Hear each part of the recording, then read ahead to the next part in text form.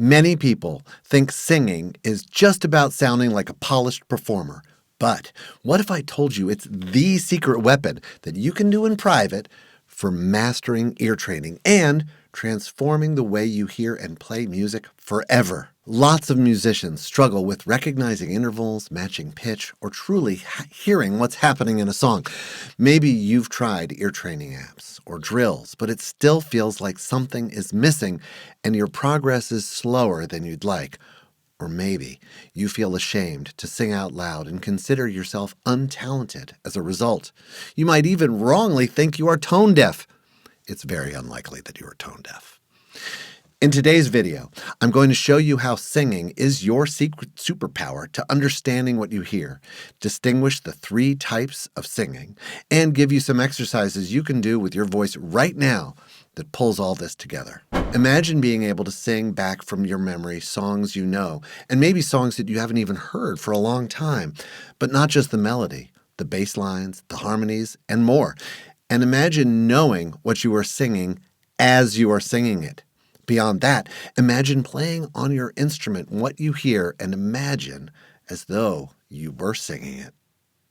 With singing, your musical skills won't just improve, they'll transform, unlocking a deeper connection with music. Stick around, because by the end of this video, you'll not only understand why singing is the ultimate ear training hack, you'll also have practical steps to start transforming your musical ear today.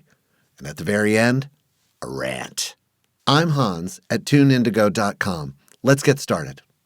Singing is your core musical superpower, no matter who you are and no matter what kind of music you love. Everyone can do it. It's totally free, and all you need to do to maintain your instrument is stay hydrated and get enough sleep. Also, scream less. Stop smoking? How is it a superpower? Let's walk through what happens when you sing. First, you have to have a clear sound image in your mind, right? You need to imagine or audiate the thing you are about to sing before you can sing it. Then, your vocal cords and lungs and mouth and face all work together to make that sound. Finally, and simultaneously, you listen to the sound you are making and adjust, repeat. Looping back to that first step, imagining sound. Whether you aspire to become a great composer or a satisfied amateur bagpiper, you will benefit enormously from imagining sound, aka audiating.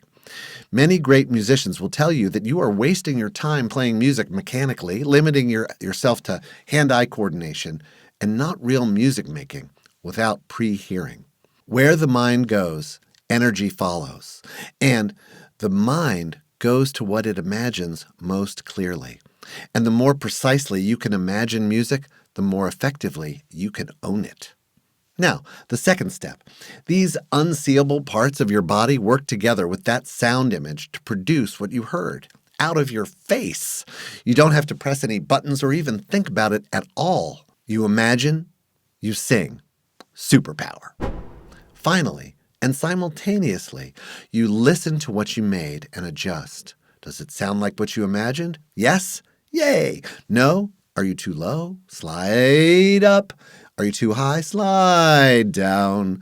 Now, this sliding up and down is especially useful for those of us who don't feel confident singing. Many people feel a real disconnect between their voices and their minds. And later in this video, I'll give you a quick remedy to improve your tuneful singing.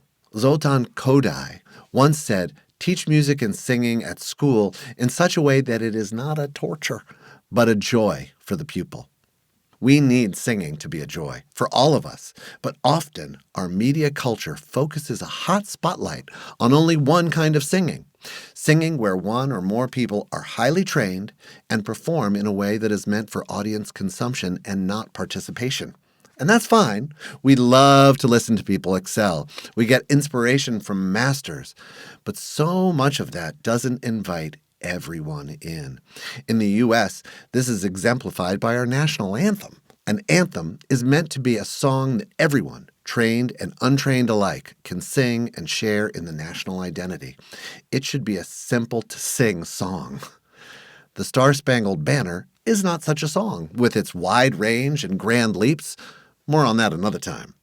So, performative singing leads the day in our culture. Unfortunately, it also perpetuates the idea that singing is only for the few, only for the virtuosi, only for the standouts. Just trained singers, please, only for the winners of American Idol. But there are other kinds of singing. I call singing for joy what we do at birthday parties and places of worship, at holiday parties and sporting events. This kind of singing brings us together physically, spiritually, and mentally. In fact, when you sing in the same space as others, you are literally vibrating at the same frequencies. I encourage you to sing for joy as much as possible. Sing to your plants, hum to your pets, serenade your people, no matter what your voice sounds like. Serenade your people, serenade your people. Sing to your plants, hum to your pets, serenade your people, no matter what your voice sounds like. Recognize that it can be profoundly exposing to sing in the presence of others. Few other things make us feel so vulnerable. Acknowledge that as a universal truth and sing anyway. Finally, there is singing for understanding, and this is what we focus on in holistic ear training. This is where you summon the joy of singing and apply it to your understanding of what you hear. When you sing for understanding, you might imagine your fingers on the piano keys while you sing. You might imagine the valves on your trumpet or the slide positions on your trombone. Singing for understanding means singing with the intention to remember the sound image and internalize the note relations in real music and exercises which deepen and expand your overall understanding of what you hear. You might sing in solfege, which I recommend, but you can also sing numbers. You can also just sing on a neutral syllable like loo. You can move, aka dance, and you might sing with gestures you make up to embody your understanding, leveraging your kinesthetic and proprioceptive awareness. A number of my college music majors enter with the ability to sing in solfege while doing the Kerwin hand signs, and that is singing for understanding. Should I mention that singing is both a birthright, i.e., you deserve to sing without criticism, and a skill? It is a skill for which a growth mindset handily applies. So, simple things you can do with your voice right now that put all this to practice. First, sing along with recordings you love. Find a place where you feel totally uninhibited. For some people, it's the car. For others, the shower. For me, it's my house when no one is home except my dog. Number 2, when you listen to a piece of music, focus on a certain element. That's called listening with a focus. Isolate certain instrumental sounds and begin singing along with them. Listen to an entire song focusing on and singing along with the bass. Let yourself in. Let yourself join in and sing along with it. Pretend you are the bass. Next time, give it another listen, switch sounds. Maybe this time it's just the hi-hat or the viola section. Notice when they are present, when they are absent. Sing along with the less noticeable background material. If you're not comfortable with trying to sing along with recordings, try this. While listening to music or just fiddling around on your instrument, allow your voice to just come out. Just come out like a grunt. Like, I might be playing this music. I'm just playing a chord. And let's say that I'm trying to find my voice. I'm just going to grunt. And I'm going to move it around. I'm going to more allow it to move around. Until I find that it locks in with the music. Now, notice if there are moments when your voice and the music seem to link up, like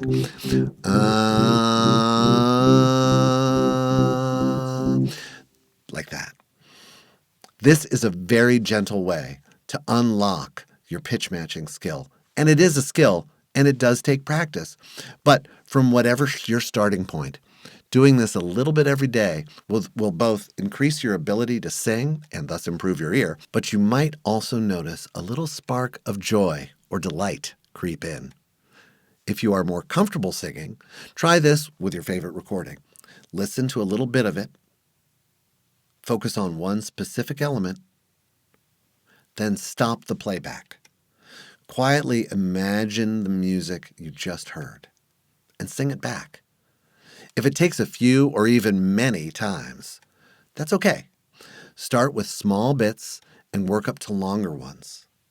When you get started, focus on sounds that feel in your vocal range. So if I'm going like, say I'm doing that, da da da da da, I might hear that, and now I'm going to play it back in my mind, and now I'm going to sing it. Da, da, da, da, da. As you get better, begin to capture and octave adjust and sing sounds that in your vocal range, that you heard outside your vocal range. Like, now I can't sing that high. It's even an octave above my range, but I can sing it in my range. So I hear it and I play it back. Do, do, do. Same thing for treble singers, which is a special challenge to hear and sing it, do, do, do, do, do, do, do, do, do, right? So for treble singers, it takes a little more work to hear low for some interesting psychological and acoustic reasons. Now, you don't need to write anything down to do this. It's a habit with a low barrier that you can implement exactly right now.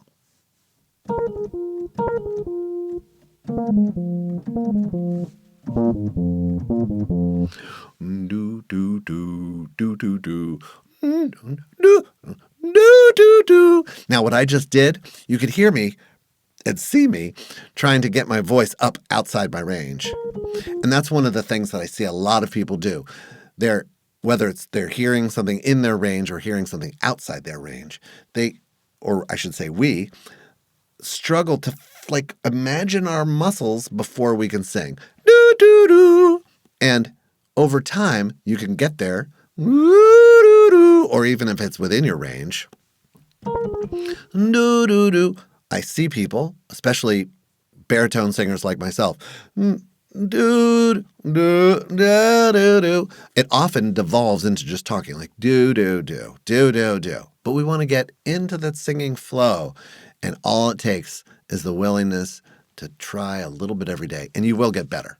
So over time, your ability to hear, sing, and imagine become intertwined into one seamless and simultaneous process. Solfege can help give you a real clear idea of what you're singing, but you don't need it all the time. The main thing is that you sing as much as you can. One more thing. Don't ever let someone shush you or tell you not to sing. One of the most devastating diseases of the soul is when someone shushes you or discourages you from singing. It can be as harsh as blatantly telling that you can't sing, or as subtle as a facial tic. But they leave a lasting impact.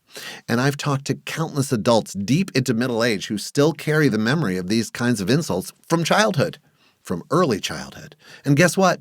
They think they can't sing, even though they can. And I often prove it to them right there on the spot. Anyone who takes it on themselves to help you by telling you to stop singing has caught the contagion of unfounded superior artistic judgment and unearned self-righteousness. They think they can make themselves feel better about whatever they are selfish-conscious about by shutting down someone else while they are in the throes of the greatest connecting joys humans can experience. Their illness might be chronic, but you do not need to be traumatized by those thoughtless words or cruel gestures.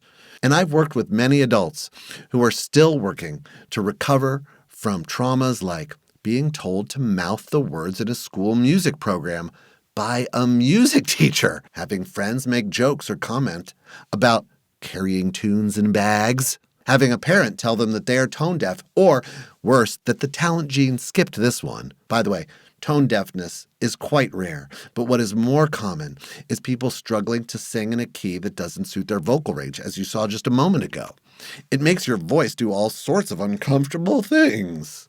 So please, encourage yourself and others to sing in all ways. Never discourage a person's singing aspirations, whether for performance, joy, or understanding. The world is a better place when people are singing. If you found this helpful or interesting, please drop a comment, or better, a question, and please hit subscribe on your way down to the comment section. For more resources to help you make music more easily, head on over to tuneindigo.com. Thanks for listening.